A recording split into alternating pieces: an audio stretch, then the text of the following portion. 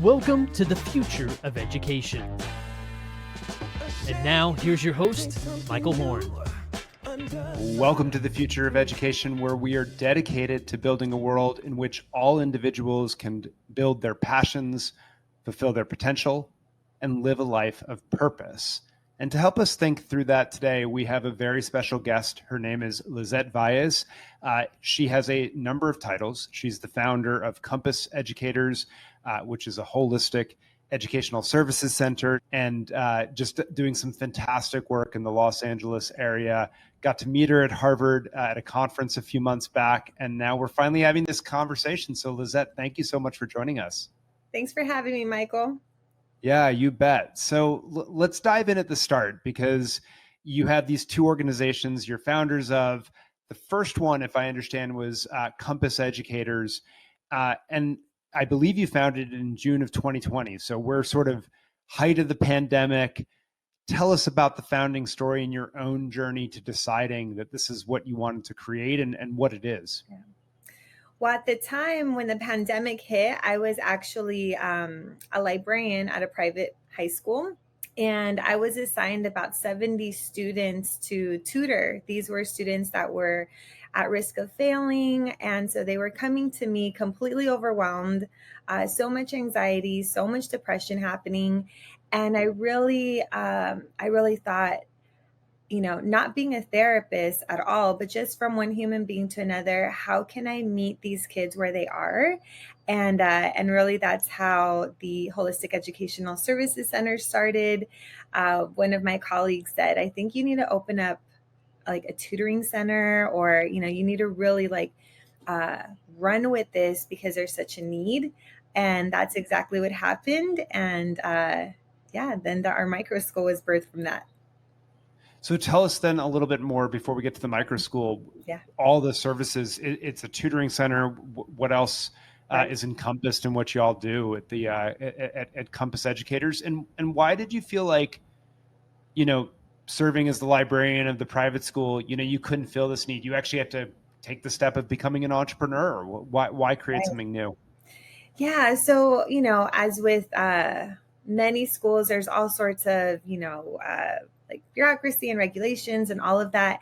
And I've always been, there's a saying, like, there's a coach's coach. And my husband always refers to me, it sounds a bit redundant, but as, a student's teacher. And he's like, you literally, like, you're just there for the kids, very tunnel vision. The adults are like on the periphery. Like, I don't really care about what's happening on the outside. I want to focus in on my students. And because of that, I developed really, really solid relationships, such a good rapport with them. And so they would come to me, and I kind of served as, like a counselor of sorts, and just like a sounding board a lot of times when they felt like maybe they couldn't open up about certain things.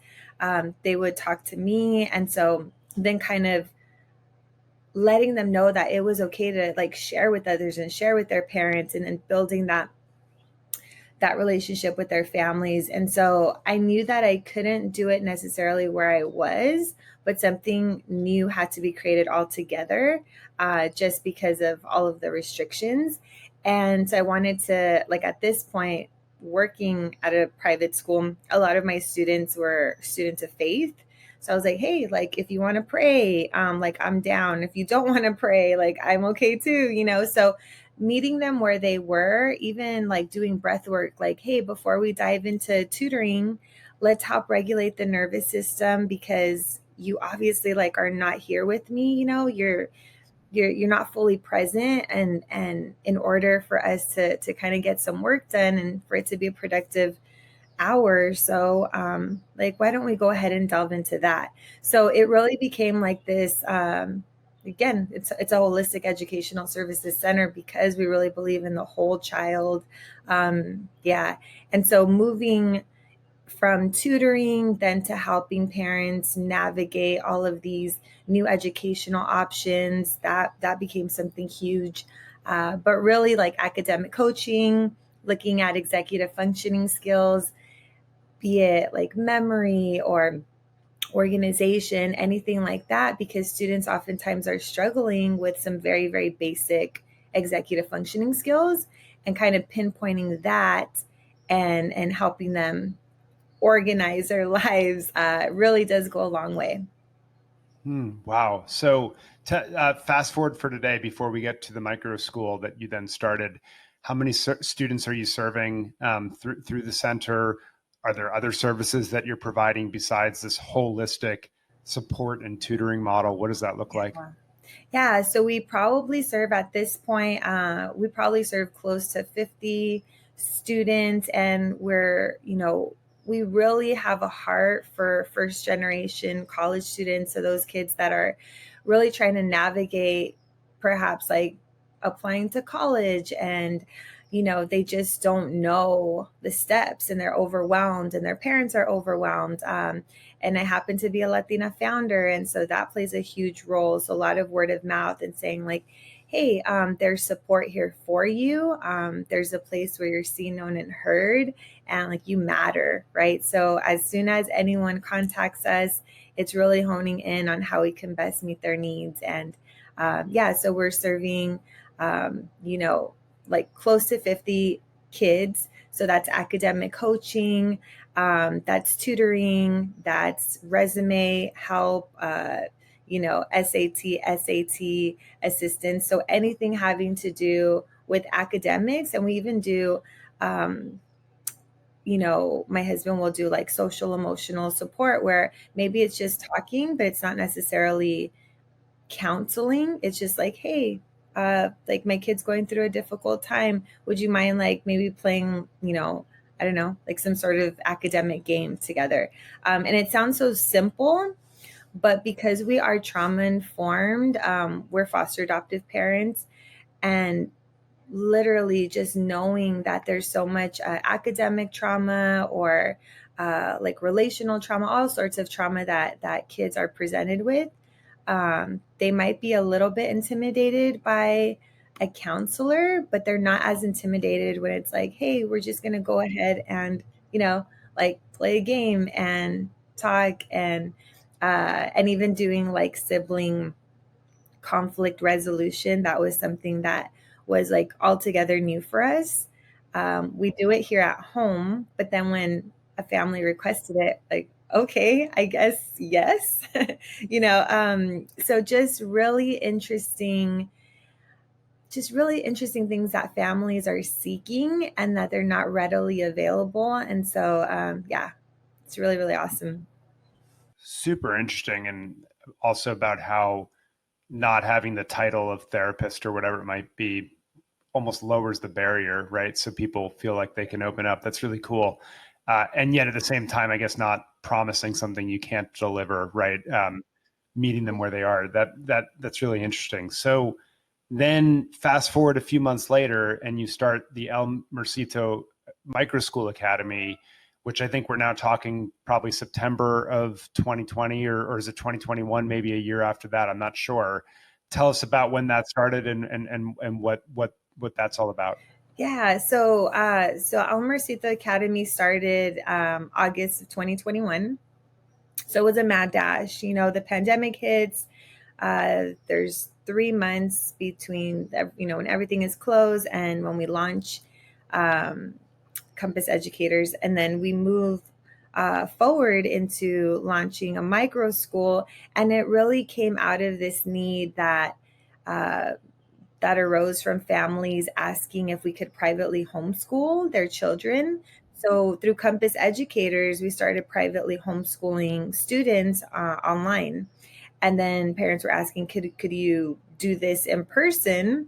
Right. So we couldn't at that time, but then by like 2021, we felt like we were better positioned to go ahead and launch.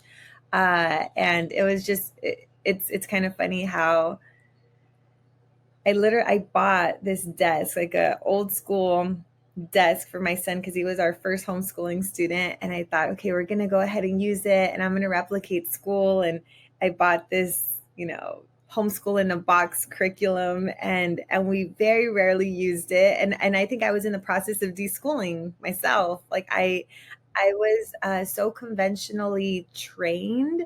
I went to a Catholic school for 9 years. I mean, yes, very, very like conventional background.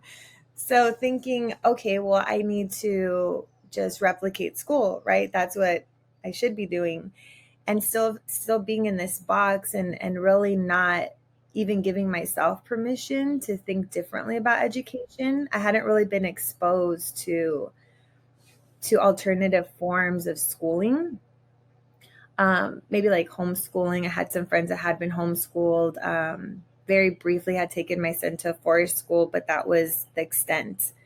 So yeah, knowing that our students were needing like a brick and mortar location, they were needing in-person instruction. But what was that going to look like? So we started in a race car warehouse in Los Angeles, and our founding family, they're race car drivers, and like, hey, could you go ahead and teach our kids? And we said yes. And I think you'll see the running theme here is yes. Like we say Got it. yes, like scared, unprepared, however, like imperfectly, but we do say yes. And it turns out to be way better than we expected. And it's not because my husband and I like have it all figured out. We have all the answers. I think it's just the mere like gift of showing up and like being there and being present. And so that's gone a long way. Wow. So tell us, obviously the educational model changed a lot. You're serving, I suspect, many more students now. Tell us what it looks like today. Sure. Yeah. So we started off with, 4 students. So 3 siblings and then our son. And it's steadily grown. So we have 20 students right now. And I want to say that's kind of like the magic number for us. There's 3 of us who are teaching. And we have a pre-K to second grade teacher. And then my husband focuses on middle school, like elementary and middle school. And then I focus on high school. And I also like wear a lot of other hats, but yes. And just knowing that, the race car warehouse, that was a good starting point. It was really fun, and we did our thing and we maximized that location. But then we moved over to a church, and now we're renting out spaces there, and it's been really great. And so yeah, just continuing to grow. There was one other micro school founder when I started working with the National Microschooling Center as a California field coordinator. And this gentleman was in Calabasas, and we were in Southgate at the time. And now there's upwards of 30 of us in California, and it's just been one conversation after another. So with each founder, I'm endlessly inspired because everyone's story is so different. And, so just gathering in a couple of days, we'll be, meeting up online and discussing all the things that make what we're doing, like special, but then also all the challenges. So it's really good to have that community too. So I want to go there in just one moment, but first on the context and environment, I didn't realize that the number of micro schools in California was starting to grow so quickly. What's interesting, obviously, is you're operating in a state that doesn't have education savings accounts.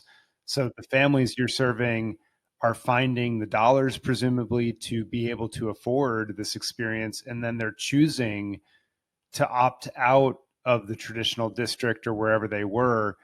Talk to us about like what that looks like, and why are families making these choices? Yeah, well, perhaps our founding family, I want to say they were all in, and they were definitely like believers in what we were doing, and they were funding a great deal of the project. Fast forward to today, I want to say about 95% of our students are receiving financial assistance. and that comes in the form of grants. So a lot of what I do is grant writing, and we're definitely trying to maintain this ratio of families that could perhaps pay the full tuition amount, versus families that maybe need some more support there financially. But I met with Alexi Burgess, from Alcove Learning in Boyle Heights, for Learning Alcove. Karen McDonald organized a tour, and we went out there to go visit. And I just remember him saying, Lizette, the numbers will take care of themselves. They really will. And I just saw his Microschool thriving. And so we've adopted that model of, pay what you can. And if you can't pay, there are families that can't pay the full amount. They go ahead and do that. And so it's been really amazing to see when parents trust you and when you've built that rapport and those strong relationships, they don't take advantage of that. They actually want to see how they could help. They're so invested in their kids' education. They're asking if they could volunteer, things like that. So we have seen a lot of students who do need that financial assistance, and we don't deny anyone based on not being able to pay the full tuition. And that is probably like a really wild idea. And so again, saying yes and believing that, as Alexa said, the numbers will work themselves out. And so we don't have it all down at all, but it does seem to be working. The families, again, who can pay the full amount do, and those who can't, we come alongside and support them in whatever way we can. Amazing. That makes a lot of sense. So we could spend a lot of time geeking out on your school, and I'm part of me really wants to because I want to hear more. But the other really cool thing that you just sort of dropped in there is that you're helping the National Microschooling Center as the California field coordinator, and really building this broader ecosystem of these new forms of choice that we haven't really seen before. It's really the last decade in the United States that it started to take off. So talk to us about what your work there is entailed. And well, let's start there. What's your work really entail, being the California field coordinator for microschools?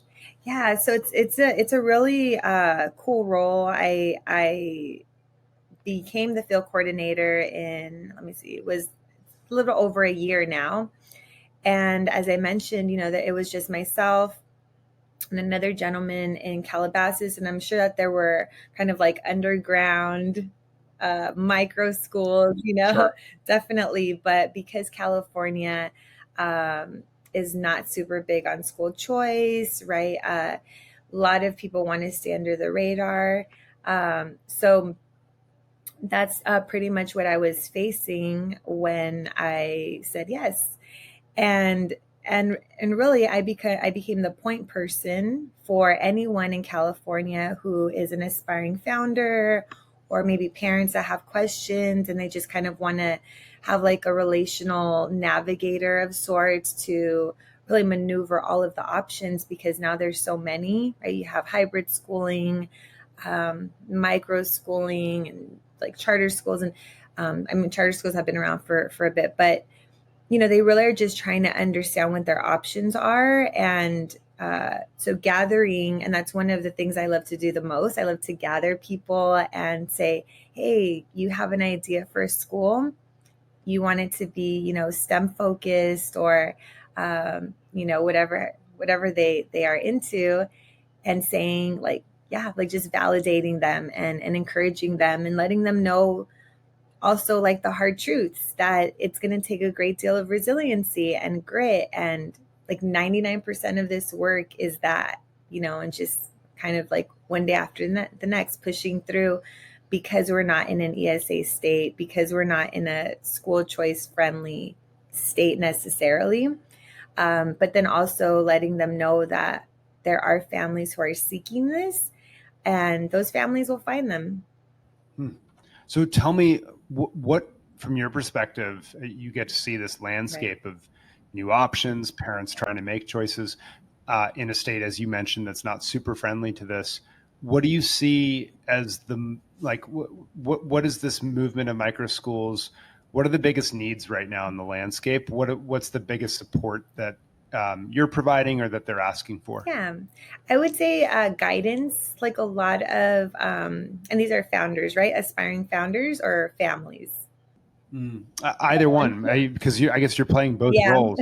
I mean, both are interesting, yeah, right? Getting a definitely. school off the ground and sustainable is hard, and obviously helping families navigate these new options and make sure that they land in something that serves their kid well is also hard. So yeah, talk about both sides, I suppose. Yeah, well, I want to say it's pretty similar for both. So first of all, everyone is just looking for guidance. I think that as new models are beginning to show up, um, people are interested, but they don't necessarily know how to go about just navigating all of these options. And so families are asking, what's out there? What is a micro school exactly? And there's been this lack of definition. And I think, in the simplest of terms, it's a modern spin on the one room schoolhouse, highly personalized learning, typically very small learning environments with multi ages, right? So explaining that and going further in depth is typically like what they're looking for. They really just want to know. They're coming in with I'm not sure if you have read Thomas Arnett's like Jobs to Be Done. Yes. Yep, Yeah. So absolutely. Yeah, love yeah. Tom's work, and that they're coming in because there's certain jobs that need to be done, right? Like they're looking for safety for their children, for a variety of reasons. Conventional schooling is not working, and so they just want a different pathway. So I kind of you know talk that through with them and unpack that. And the same is true for aspiring founders. They're really excited, or even teachers who are in a teacher education program, like a teacher preparation program. They have two options right now. They either go into, working in a private school or in a public school. But as I'm speaking with these aspiring teachers, I just guest lectured at the University of Virginia, and there's 120 students, and most of them are going into policy, some into entrepreneurship, some into education. And they just could not fathom, like, wait, how do you teach multiple ages all in one setting, and so many questions. But really, it's all about educating like everyone about what micro schools are and how they could be of service, how they're a viable option. So really looking at parents and at aspiring founders, and also just like the general public, and saying like, hey, these are some really amazing ways that we could help meet students' needs in a highly personalized setting. And I'm on my way tonight. I'm actually flying out to Indiana, and I'll be attending the hospital. It's a lengthy name, Hospital Educator and Academic Liaison Conference. So the HEAL conference. That is It long, is, man. yes. And there's hospital schools that I was unaware of. And so now going into this new sector, into the medical sector, and saying, hey, micro schools could be a wonderful, wonderful way to help students that are undergoing chemotherapy, or maybe they are coming out of psychiatric treatment and need some support, or whatever the case is. But kids that are on the fringes, that are, these vulnerable populations, they have medical and mental health challenges that are not easily overcome. And how can we like really form schools around them and be inclusive, and that's going to allow for more accessibility and more equity. And let's say there's someone that's terminally ill, the quality of life can still be can still be there, right? Like we're saying, like you have value, we see you, and we want to build community around you. So things like that truly fuel my work. I mean, there's a never-ending supply of, inspiration like this. Wow. So last question as we start to wrap up here, which is, if you put on your crystal ball, you see the trend lines, you see some of these innovations that I didn't know about either in terms of hospital schooling and the like. Where do you think this is all headed? Like in 5 years, you and I are in this conversation again. What's the growth of this look like? What is the choice patterns, behavior? Wherever you want to take that question, put your crystal ball on. Where do you think this is going? I really see this movement not slowing down anytime soon. I do see families spending a lot more time together. They're adventuring, they're going on hikes, they're traveling, they're doing their thing because they have a lot more time due to the flexibility and freedom that microschooling is providing. So I don't think that, like, once you get a taste of that, I don't think that you're ever able to go back into a box. You really say, like, the doors have been ripped off of the classroom. Learning is happening everywhere all the time. And so it's very, very difficult to like cage people back in because they will not be caged back in. So I really do see this trend just continuing to grow. And it's super exciting because we're in the midst of this incredibly beautiful educational revolution. And being a part of that at the very forefront, like who would have known, right? Most of us are former private public school teachers, and there's a lot who aren't as well. But those of us who are coming out of this conventional form of schooling, I think there's a great deal of freedom there. And so I know that at least for us, like we're not stopping anytime soon, nor are we going to be quiet about it. So I definitely see the trend moving forward. Wow. Okay. Well, so thank you for painting that future and educating not just me, but all the students and Microschool founders that you are. Really appreciate having learned from you today and all the work that you continue to do. Thanks so much for being with us, Lizette. Thank you so much, Michael. Absolutely. And for all you tuning in, we'll be back next time on The Future of Education.